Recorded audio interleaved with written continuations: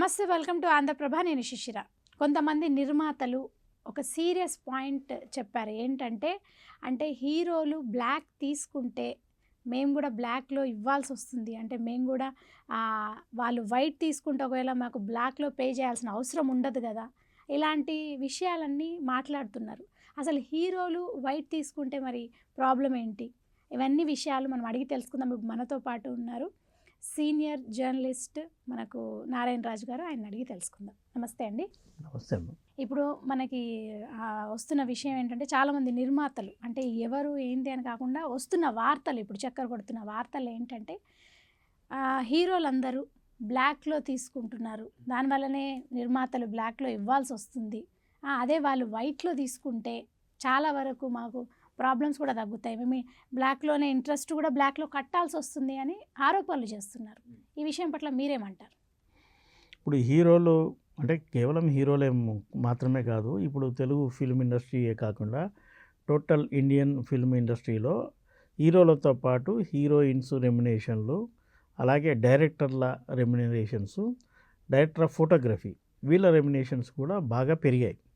వీళ్ళు తీసుకుంటున్న రెమ్యునరేషన్లను వైట్లో కాకుండా కొంత బ్లాక్లో ఇవ్వడం వల్ల ఇబ్బంది ఎదురవుతుందనేది కొందరు నిర్మాతల భావన. అయితే మొత్తం 100% వైట్ తీసుకుంటున్న హీరోలు కూడా ఉన్నారు. కొంత బ్లాకు, కొంత వైటు వ్యవహారం నడుపుతున్న ఆర్టిస్టులు కూడా ఉన్నారు.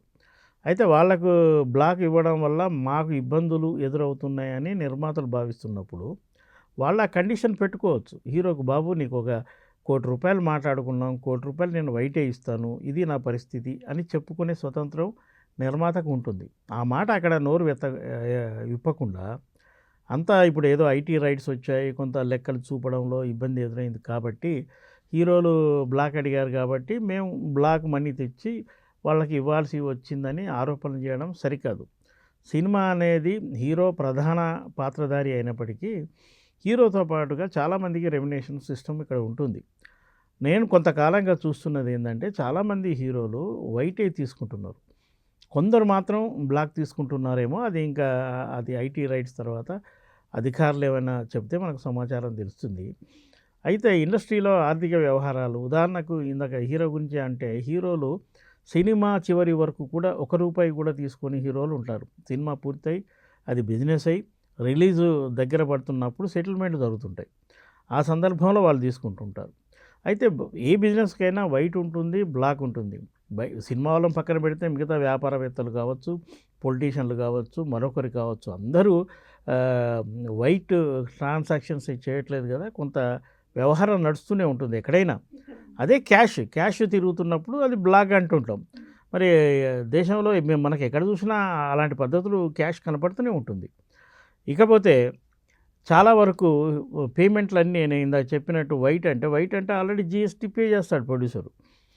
ఇప్పుడు వచ్చిన ఇబ్బంది ఏమిటంటే, ఒక సినిమాకు ఒక 300 కోట్లు 500 కోట్లు ప్రొడక్షన్ కాస్ట్ అయిందనేది ఇప్పుడు చర్చ జరుగుతుంది.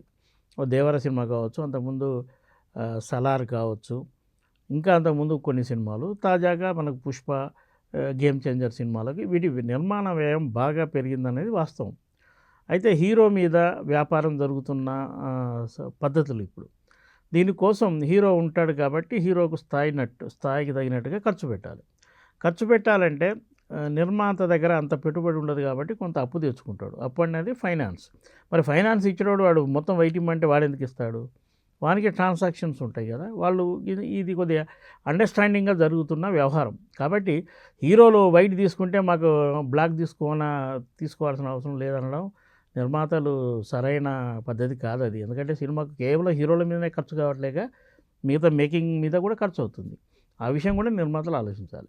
అంటే నిర్మాతలు ఏమంటున్నారంటే, హీరోలు మమ్మల్ని బ్లాక్‌లోనే ఇవ్వమని అడుగుతున్నారు కాబట్టే మేము బ్లాక్‌లో ఇస్తున్నాము, మేము బ్లాక్‌లోనే ఇంట్రెస్ట్ కడుతున్నామని కూడా అంటున్నారు. దాని మీద ఏమంటారు మీరు? ఇప్పుడు హీరో, ఉదాహరణకు ఒక హీరో కొంత మొత్తం తీసుకుంటాడు, ఓ 10 కోట్లు అనుకుందాము. బ్లాక్ తీసుకొని ఆయన ఏం చేస్తాడు? ఆ బ్లాకే పెట్టుకోడుగా, అతను వైట్ చేసుకోవాలిగా. మరి వైట్ చేసుకునేటప్పుడు ఆయనకు ఎక్కడి నుంచి వచ్చిందన్న ప్రశ్న ఆ హీరోకి ఎదురవుతుంది కదా. ఒక రియల్ ఎస్టేట్, ఒక స్థలం కొన్నా, ఒక ఆస్తులు కొన్నా, లేదా మరే విధంగా పెట్టుబడి పెట్టినా ఇప్పుడు అంతా వైటే జరుగుతుంది. ఈవెన్ మన హైదరాబాద్లో అపార్ట్మెంట్లు కొంటున్నప్పుడు కూడా వైట్ ట్రాన్సాక్షన్సే జరుగుతున్నాయి. బ్లాక్ జరగాల్సిన ప్రాంతం అది, అంటే రియల్ ఎస్టేట్లో అక్కడ కూడా వైట్ ట్రాన్సాక్షన్ జరుగుతున్న రోజులు ఇవి. అయితే హీరోలు మాత్రమే బ్లాక్ ఇవ్వమన్నారని డిమాండ్ చేస్తున్నారని నిర్మాతలు చెప్పడం సరికాదు. ఇది అంతర్గతంగా వాళ్ళకు వాళ్ళు పరిష్కరించుకోవాల్సిన విషయం. ఇందాక చెప్పినట్టు హీరో బ్లాక్ తీసుకొని వాడు బ్లాక్ ఇంట్లో సూట్ కేసు కిందనో మంచం కిందనో దాచుకోలేడు. దాన్ని మళ్ళీ బయటికి తీసుకురావాలి. బయటికి తీసుకురావాలంటే వెయిట్ చేయాలి. వెయిట్ చేయాలంటే అతను జవాబుదారీ అవుతాడు. అతని రెమ్యునేషనే, అంటే గౌరవంగా తీసుకుంటున్నదే తప్ప అతని కష్టార్జితంలాగా కాదు కదా. పలానా నుంచి రెంట్ వచ్చింది, పలానా స్థలం వస్తే అమ్మితే డబ్బులు వచ్చినాయి అని సమాధానం చెప్పుకోలేడు కదా. కాబట్టి ఇది ఒక ఆరోపణ మాత్రమే. నిర్మాతలు తమకు ఈ రోజున ఐటీ కావచ్చు మరో విధంగా వాళ్ళు ఎస్కేప్ కావడానికి హీరోల మీద వేయడం సరికాదు. వెంకటేష్ ఏం చెప్పాడు, నేను తీసుకునేదంతా వైట్ అని ఓపెన్గా చెప్పాడు కదా. ప్రెస్ మీట్లో రీసెంట్గా చెప్పడం ఓపెన్గా చెప్పాడు. గత ఏడాదో 2 years back Allu Arjun highest tax payer అని ఆయనకు అభినందనలు కూడా ఐటీ డిపార్ట్మెంట్ నుంచి అందినాయి. అంతకుముందు నాగార్జున, అమితాబ్ బచ్చన్ ఇలాంటి వాళ్ళు కూడా ఐటీ డిపార్ట్మెంట్ నుంచి ఒక ప్రశంసా పత్రాన్ని కూడా అందుకున్నారు. అంతే వైట్ ట్రాన్సాక్షన్ జరుగుతుంది అనడానికి ఇది నిదర్శనం. అంటే హీరోలు ఏం అడగట్లేదు, నిర్మాతలే అట్లా ఆరోపణలు చేస్తున్నారు అంటారా? అదే అంటున్నాను. వాళ్ళు ప్రస్తుతం ఒక ఐటీ దాడుల నేపథ్యంలో వాళ్ళు కొంత ఇబ్బంది పడుతున్నారేమో ఇతరత్ర లెక్కలు చూపడానికి. ఉదాహరణకు ఒక సినిమాకి 500 కోట్లు ఖర్చు అయిందని వాళ్ళు చెప్తున్నారు. మరి 500 కోట్లు లెక్కలు మనకు నిజమా? వాళ్ళు చెప్పేదే వాస్తవమా? ఈ సినిమాని అడ్డం పెట్టుకొని తెచ్చుకునే ఫైనాన్స్ను వాళ్ళు ఇంకో వ్యాపారాన్ని కూడా డైవర్ట్ చేసి ఉండొచ్చు. అది బ్లాక్గా చేస్తున్నారేమో. దాన్ని హీరోల మీద నెట్టడం సరి కాదు. అది ఒక హీరోలే కాదు, ఇందాక చెప్పినట్టు హీరోయిన్లు, డైరెక్టర్లు కూడా తీసుకుంటున్నారు. ఇదంతా ఓపెన్గా జరుగుతున్న వ్యాపారం తప్ప రహస్య వ్యాపారం ఏమి కాదు ఇది. అంటే అన్ని విషయాల్లో అంటే మీరు అన్నట్టు ఇందాక వేరే బిజినెస్లలో కూడా జరుగుతాయి, ఓన్లీ సినిమా రంగంలోనే కాదు అంటారు. అవును, బ్లాక్ వైట్ అనేది ఎక్కడైనా జరుగుతుంది కదా. ఇప్పుడు చాలా చోట్ల మనం ఐటీ దాడులు జరిగాయి, పలానా వ్యాపారవేత్త దగ్గర సమాధానం చెప్పలేని డబ్బు దొరికిందని మనం వింటూనే ఉన్నాం. పొలిటీషియన్ల దగ్గర ఆ మధ్య ఒక స్టేట్ మంత్రి మీద కూడా రైట్స్ జరిగినాయి అని కూడా మనం విన్నాం కదా. నేను గతంలో బాహుబలి సినిమా రిలీజ్ అయ్యాక బాహుబలి ఆఫీస్ మీద రైడ్ జరిగింది. ఆ రోజున నేను విన్నాము, అప్పుడు 60 కోట్లు అక్కడ దొరికినాయి అని అన్నారు. తర్వాత దానికి ఏమైంది, అది నిజమా కాదా అన్నది కూడా తెలియదు. ఎందుకంటే ఐటీ అధికారులు ఎక్కడ బహిరంగంగా ఓపెన్గా చెప్పరు, మీడియాకి ఎలాంటి సమాచారం ఇవ్వరు. ఇవన్నీ ఒక రూమర్స్ లాగా ఉంటాయి. ఇది నిజం ఉండొచ్చు, ఇలా అబద్ధం కూడా ఉండొచ్చు. అంటే మధ్యలో కల్పితాలు అంటారు ఇవి. ఇప్పుడు ఐటీ వాళ్ళు అఫీషియల్గా ఎక్కడ సమాధానం ఓపెన్గా చెప్పనప్పుడు ఐటీ రైడ్ ఎవరి మీద అయితే జరిగిందో, ఒక ప్రొడ్యూసర్ కావచ్చు, ఒక ఆర్టిస్ట్ కావచ్చు, టెక్నీషియన్ కావచ్చు, వాళ్ళు చెప్పనప్పుడు ఇదంతా ఒక ప్రచారం కట్టుకథలాగా ఒక అప్పటి వరకు ఒక ట్రెండ్ చేసేందుకు ఒక కల్పిత కథను జనాల్లో క్రియేట్ చేసేసి జనాలకు ఆసక్తి కలిగించేటట్టు చేసి హీరోలను ఒక వేరే నెగిటివ్ ఆలోచన కలిగే విధంగా హీరోల ఇమేజ్ను డ్యామేజ్ చేసే ప్రయత్నంగా, అలాగే రెగ్యులర్గా సినిమాలు తీయని ప్రొడ్యూసర్లు కూడా ఇలాంటి ఆరోపణలు వాళ్ళ ఐడెంటిటీ కోసం చేయిస్తుంటారు. రెగ్యులర్గా ప్రొడ్యూసర్ తీసే వాళ్ళు ఎవరు అనరు, ఈ మాట ఎవరు అనరు. థ్యాంక్ యూ అండి.